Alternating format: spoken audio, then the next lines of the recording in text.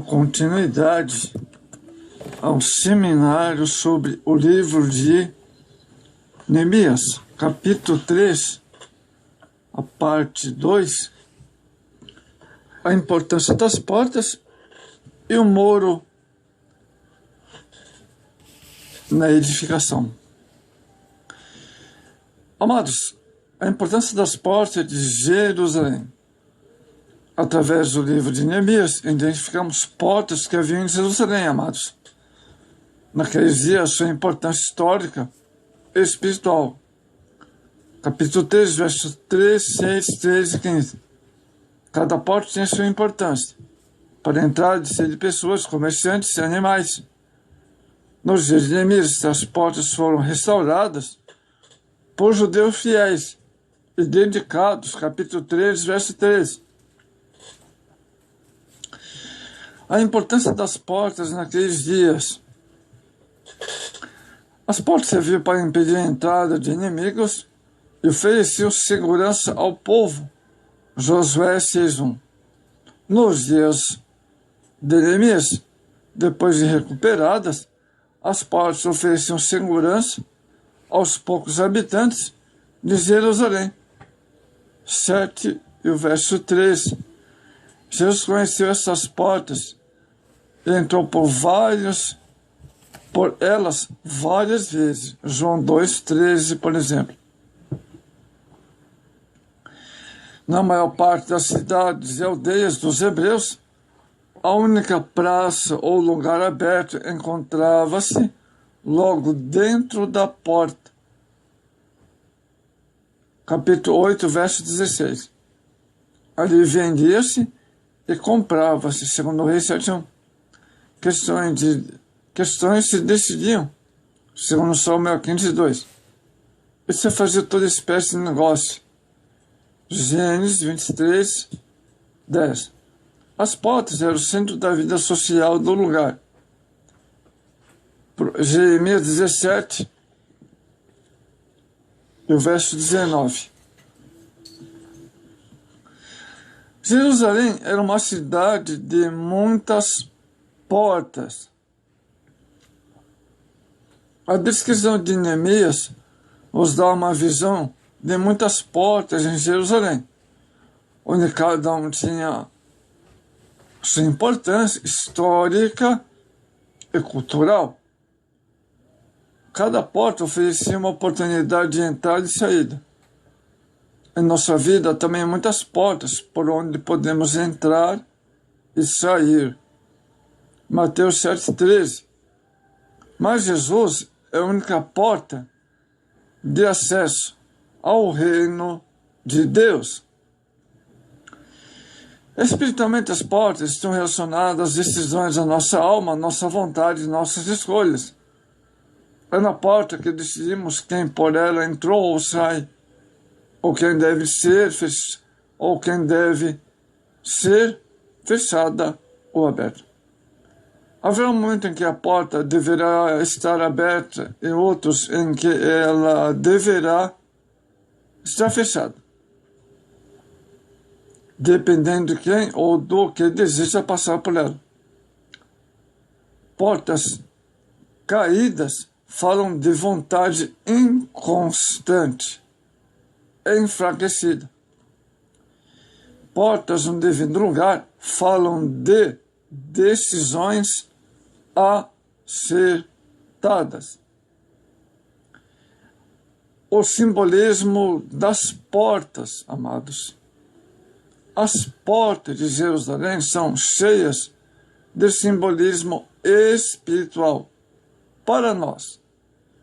Vale ressaltar a porta do gado, o verso 1, edificados pelos sacerdotes, que simboliza consagração, lugar de sacrifício. Romanos 12:1. A porta do peixe, verso 3, simboliza nosso trabalho em ganhar almas.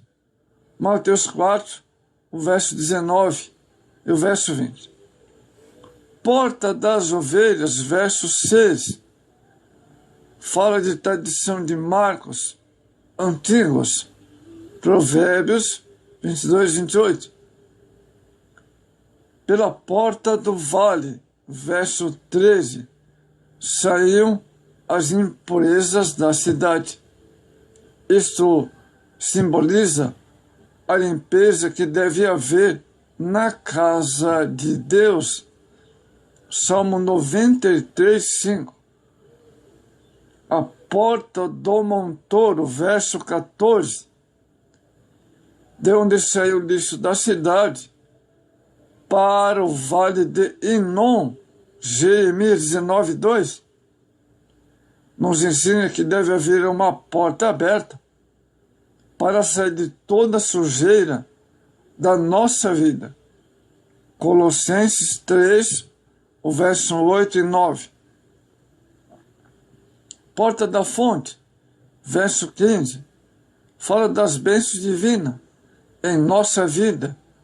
Josué 15, 19. A porta dos cavalos, verso 28, simboliza as guerras, as lutas, Efésios 6, 12. E a última porta, oriental, verso 29, simboliza a vinda de Jesus. Mateus 2, verso 2. E Ezequiel 46, verso 1 e o verso 2. Que a porta de nosso coração esteja sempre aberta para receber o Senhor Jesus. Apocalipse 3, 20. Vamos ver o significado do muro, que também é um simbolismo. Em Jerusalém está o templo que fora restaurado. Esdras 6, verso 15 a 16. E agora é preciso protegê-lo com muros, Neemias 2, 17. É preciso fechar todas as brechas, Ezequiel 22, 20. Para que o inimigo não encontre ocasião contra o povo de Deus, 1 Pedro 5, 8. A vida espiritual do crente precisa estar bem protegida com os muros da oração e da palavra. Isaías 26, 1. Primeiro, o muro significa segurança. Uma cidade sem muro está sujeita à invasão do inimigo. Por isso, todas as cidades naqueles dias eram muradas. O crente deve estar seguro dentro dos muros da salvação. Isaías 26, o qual foi anunciado desde o princípio. Hebreus 2, 13. O muro em volta da cidade fala do que é visível, da parte exterior, com o qual os que nos cercam têm o primeiro contato.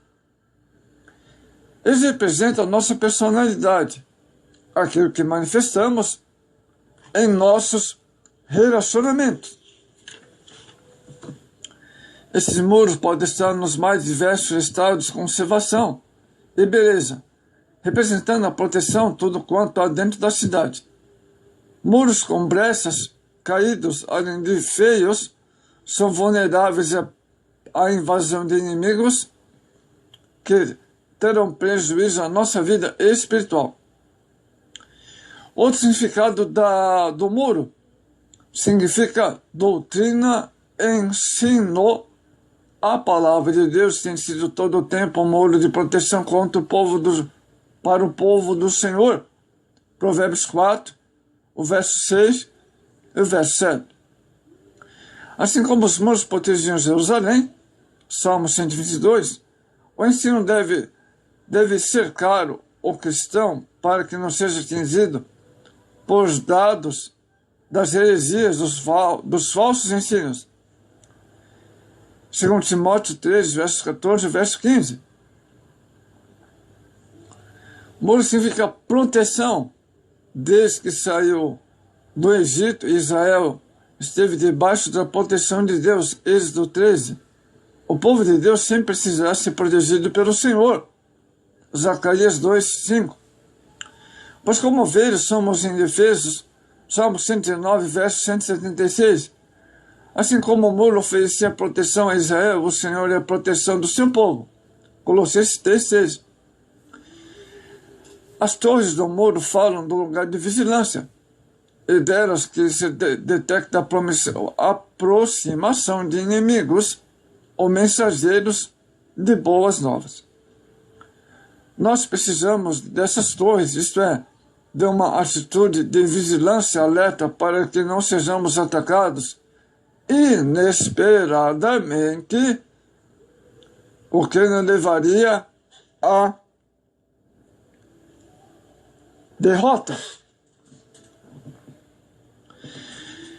Amados, para que o povo de Deus se sentisse seguro, foi necessário empreender esforços, reconstruir os muros e as portas de Jerusalém.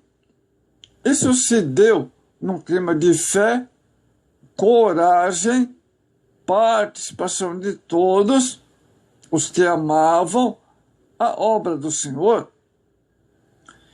Mesmo diante das atitudes, devemos nos esforçar para que os muros da fé, do amor, da esperança sejam erguidos para a proteção e segurança do povo de Deus. Então, amados, temos aqui ensinos maravilhosos aqui, nesse capítulo tem a segunda parte. O muro é uma segurança. Uma das coisas que devemos enfatizar, que o muro é uma doutrina contra o falso ensino. Amados, quantos falsos ensinos, quantas heresias têm surgido em nossa época.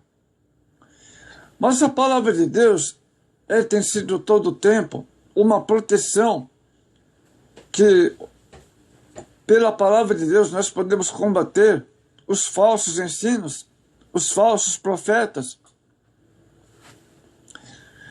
Amados, quantas avalanches de heresias têm surgido, quantas pessoas têm introduzido heresias, falsos ensinos, absurdíssimos, pois os tais devem ser combatidos pela palavra de Deus.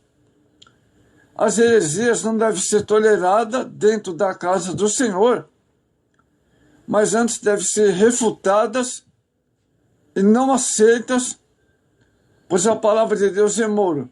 Então, nossa palavra, nossa regra de fé é a palavra de Deus. Nossa palavra não são novas profecias. Existe a profecia verdadeira, mas existe também a falsa profecia. Então, devemos estar vigilantes, amados, examinando a palavra do Senhor, para que não sejamos atingidos pelos dardos das falsas heresias.